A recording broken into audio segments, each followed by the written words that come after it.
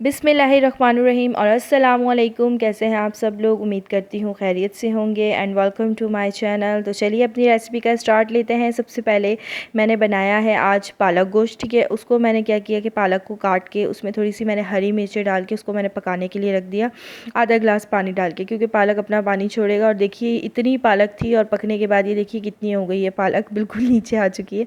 इसके बाद मैंने थोड़ा सा इसमें कर दिया दूध ऐड, जिससे हमारी पालक जो है बिल्कुल नरम मुलायम रहेगी। ठीक है, बस उसके बाद हमने क्या करना है कि बस इतना इंतज़ार करना है कि ये हमारा पानी अच्छे से खुश्क हो जाए पालक का।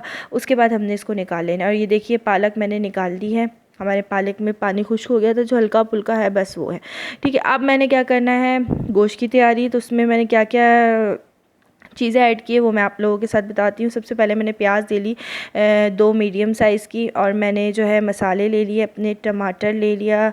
प्याज ये इस तरह से हमने रफली काट लेनी है, क्योंकि गोश्त है ना तो वो जब पकेगा भुनने भुनने में हमारा हो जाएगा, प्याज नरम हो जाएगी। ठीक है, और मसाले मैंने लिए हैं, नमक है हमारे पास, हल्दी है, साबुत सूखा धनिया है, गरम मसाला पिसा हुआ है, लाल मिर्च है और कुटी हुई मिर्च है। ठीक है, बस ये हमारे मसाले हैं। ठीक है, ये सारे हमने दिखा दिए मैंने आपको जो जो। और गोश्त को मैंने अच्छे से धो के साफ़ करके रख दिया था। और मैंने लिए इसमें एक और चीज़, जो हमारी मलाई होती है, जो आप भले डब्बे की ले लें या आप दूध के ऊपर से ले लें, मलाई आपने इसमें ऐड करनी है। सबसे पहले मैंने ऑयल लिया, ऑयल देखिए मैंने आधे कप से ऊपर लिया है ऑयल। इसमें मैंने कर दी प्याज ऐड। प्याज हमारी ब्राउन हो गई, उसके बाद मैंने इसमें ऐड कर दिया गोश्त अपना, जितना हमने धो के साफ़ करके रखा हुआ था उसको। फिर उसके बाद लहसुन अदरक डालने के बाद हमने प्याज डाल करके लहसुन अदरक डाला, और उसके बाद जो है हमने गोश्त डाल के उसको अच्छे से मिक्स कर लिया। ठीक है, ये मिक्स कर लिया, तेज़ आंच पे ही हम कर रहे हैं। अब इसके बाद हमने क्या करना है, हमारा गोश्त अच्छे से हो चुका है, अब हमने टमाटर इसमें डाल दिए। टमाटर डालने के बाद हमने उसको चलाना है चम्मच से अच्छे से, ताकि क्योंकि आपको पता है अभी हमने पानी डाल के इसको पकाना है, तो हमारे प्याज और टमाटर वैसे ही उसके साथ बिल्कुल नरम हो जाएंगे। ठीक है, अब हमने इसमें क्या कर देना है, हमने सारे अपने मसाले ऐड कर देने हैं, जो हमने मसाले निकाल के रखे थे मैंने सारे मसाले डाल दिए हैं। मसाले हमने डालने के बाद इसको अच्छे से मिक्स करना है, अच्छे से भून लेना है थोड़ी देर के लिए, बिल्कुल मतलब ये कि टमाटर थोड़े से नरम पड़ जाएं बस। ठीक है, अब हमने क्या करना है कि हमारे ये देख लीजिए मुझे हो गया था, और अब मैंने इसमें कर देना है पानी ऐड। ठीक है, पानी हमने अपने हिसाब से जितना हम करें, क्योंकि गोश्त हमने बस गलाना है, उसके बाद हमने पालक डालना है क्यों। ठीक है, बस ये हमने पानी ऐड कर दिया, इसके बाद हमने इसको रख दिया था पकने के लिए।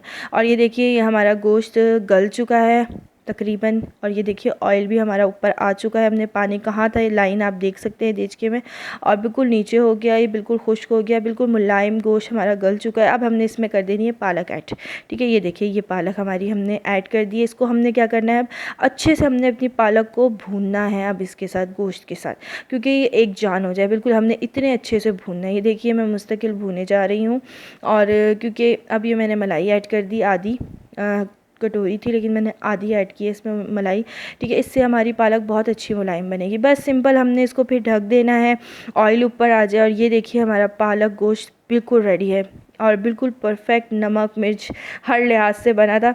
और मुझे पर्सनली बहुत अच्छी लगती हैं हरी सब्जियां और चीज़ें, तो मैं लाजमी मेरा कोशिश यही होती है गोश्त के साथ कुछ ऐसा खाएं, सिंपल सादा गोश्त नहीं खाया जाता इतना।